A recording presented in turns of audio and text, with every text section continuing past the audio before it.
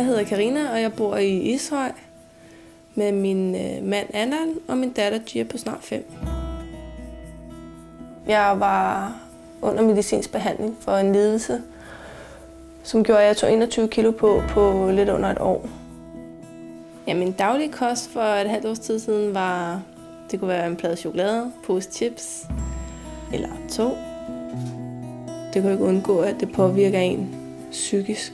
Og især ikke, når man kigger på billeder fra året før, hvor man tænker, hold da op, der var der noget tyndere, og hvad fanden sker der nu? Men nu er jeg bare 21 kilo tungere. Psykisk var jeg ikke helt på toppen. Jeg havde faktisk rigtig skidt.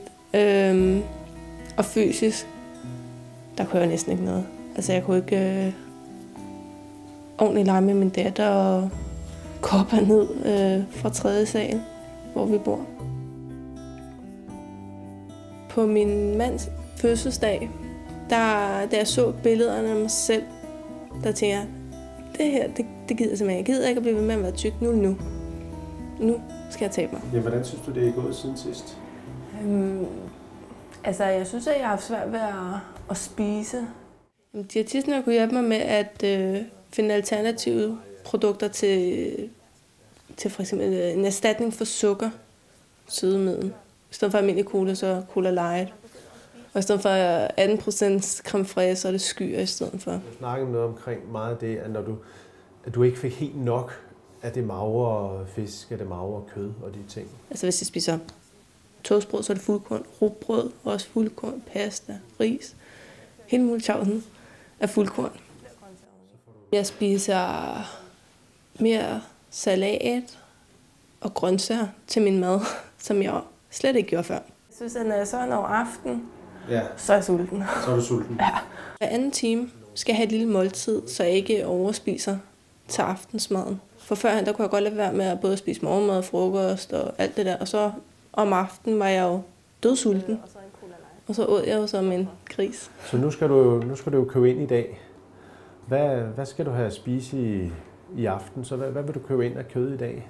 Jeg kunne begynde at se resultater rimelig hurtigt faktisk. Især efter jeg var begyndt hos diætisten. Altså, der kunne jeg se rigtig store fremskridt i mit vægttab.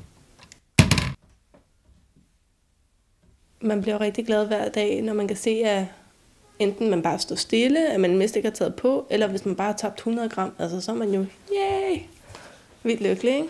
Fordi så går den rigtige vej.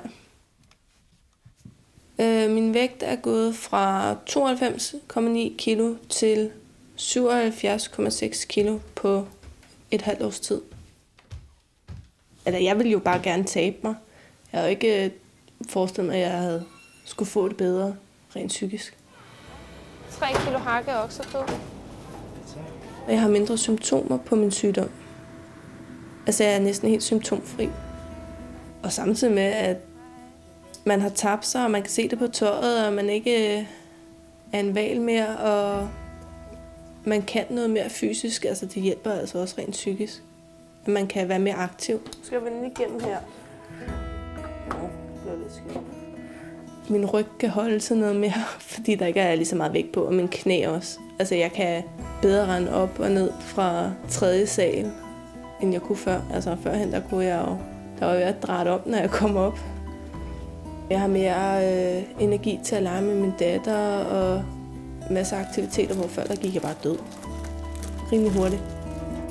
Smager det? Jeg vil også. Jeg synes faktisk ikke, det har været så svært at tabe de 15 kilo. Fordi det var jo ikke en streng kur. Det var bare nogle små justeringer. Jeg synes jo, at jeg er bare pænt glad. Er det dejligt at få noget i maven? Det er 15 kilo på et halvt år.